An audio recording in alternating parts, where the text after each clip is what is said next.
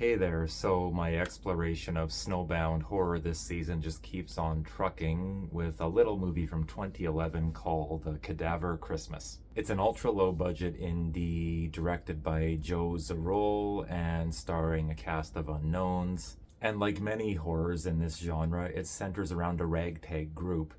And oh man, I'm sorry to get sidetracked, but I just gotta say for a second, someone could get filthy rich taking out copyright on the whole concept of the ragtag group at this point in horror, don't you think? But at any rate, a ragtag group that finds themselves barricaded in a hospital on Christmas Eve defending themselves from a horde of zombies.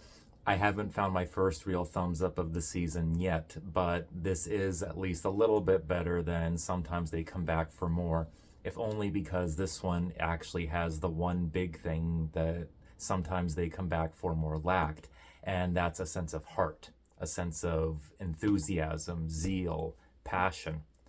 This exudes all of that, at least. I mean, it's not startlingly original, it's made with severe limitations, and it has some other issues that I am going to get to in a second, but it was at least made with a little bit of heft. Everyone looks like they're having fun, and they look like they actually want to be there. It's just too bad that their enthusiasm, as contagious as it is, wasn't enough to carry the movie on its own. First of all, the acting is amateurish in the extreme, and God bless this cast because they are working their asses off. But unfortunately, and I think I've said this in videos in the past, overacting is not the same as having genuine energy and inspiration. I mean, here, essentially, the volume of voice is what's being substituted for intense emotions. Like if someone's angry, the only way you can tell the difference between their angry face and their sad face is how, loud they're yelling, how loud they're saying whatever it is they're saying. And when you have a script that doesn't seem to know what to do with the characters most of the time, but have them bicker incessantly, that's a routine and a dynamic that gets old and grating real fast. And some of these people might be okay actors, honestly, because you get these little moments here and there where lightning strikes and you see them give a performance that feels more grounded and realized. Why you would direct your actors to be this stiff and loud constantly, I really don't know.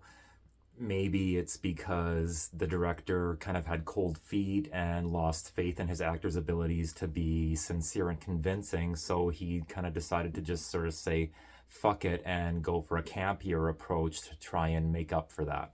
And I'm sorry, but if that's the case, then that's a cop-out. I mean, you can't expect us just to laugh it up because you've got the characters blatantly winking at the camera. It's one of those little cheap tricks that kind of gives everybody involved a bit of a get-out-of-jail-free card, because if there's any criticisms that are sort of lobbied at, the acting or any other aspect of the movie for being seemingly incompetent, they can just sit there and shrug and smirk and say, well, hey, we weren't actually trying to make it good anyway, Plus, more recent movies like Deadstream have proved beyond any doubt that it is quite possible to have comedy that exists alongside the horror in your film without that sort of acting as a bit of a band-aid for any incompetencies on the filmmaker's part.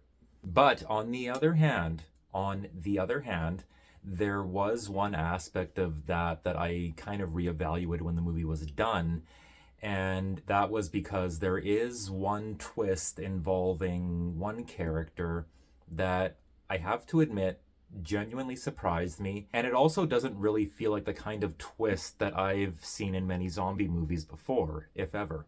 One moment of comedy that occurs around that same time, which I will not spoil, except to say that it puts a spin on one of those heart-to-heart scenes that you have near the end of one of these movies where people ask each other for forgiveness and kiss and make up and all that so they can, go take on the zombies together and all that usual crap. This movie has one of the funnier versions of a scene like that I've seen in a little while, and I probably can't say a single other thing about it without spoiling the biggest laugh in the movie, so I won't. And all these positive things that I just mentioned involve the same character in the movie, and when I look back on it, it's actually pretty deft the way that they managed to distract me from the fact that the movie was actually this particular character's story. Seriously, the humor lands without being muggy, and the twists are effective without being contrived. I don't know where this more genuine sense of character and inspiration was hiding for most of the movie, but I'll at least give them credit for saving it for the end, because making the movie really stick the landing goes a long way, as it does in any film. I mean, one of the biggest reasons that sometimes they come back for more was a dud, besides the fact that it's just dull, dull, dull, is that, after you sit through all that, the ending is even more of a letdown. This was an ending I genuinely didn't anticipate, and it left me with a smile. I would say if you're a more seasoned horror fan and you've already run the gamut of all the usual Christmas horror suspects, give this one a look. It's easy enough to find on either Tubi or the Roku streaming channel, or any other free streaming channel for that matter. Just go in with lowered expectations, and I think that you might appreciate the ending the same way I did. The only other thing that I will mention, and I'm sorry to end this on a negative note, but I can't quite let this go, is that this is one of those pseudo Grindhouse movies that seem to pop up a lot in the few years following the release of Grindhouse, where people just applied one of those stock grainy film footage filters to an entire movie to make it appear more sort of midnight and cultish. Not only is it lazy, but because it's so blatantly been just applied like the once over as a filter to the entire cut without any real thought or care, it ends up being distracting. It's like you're watching the whole movie through a window screen or something. I think what a lot of filmmakers and film fans today, the younger ones, don't necessarily appreciate is that, yes, a lot of those old vintage horror movies from the 70s and 80s had ultra grainy footage, and yes, it does in its own way look kind of cool and sexy and stylistic, but you have to remember, they weren't doing that to be cool. They were doing that because those were the resources these kind of films could afford back then. They weren't trying to be cult, they just had to work with limited resources and lower quality of film. If phone cameras were around back then, that is what all of these guys would have used, and we would have had crystal clear Grindhouse movies. You can bet your bottom dollar on that. And listen, I love film grain, don't get me wrong, but my point here is that being a cult film or a midnight movie classic, that is not really something that you can just aspire to be. It's not like checking off a box when you go and order yourself, noodle box or Chinese food or a burrito or something like that. It's not some stylistic club that you can just gain admission to by doing certain things a certain way in your movie.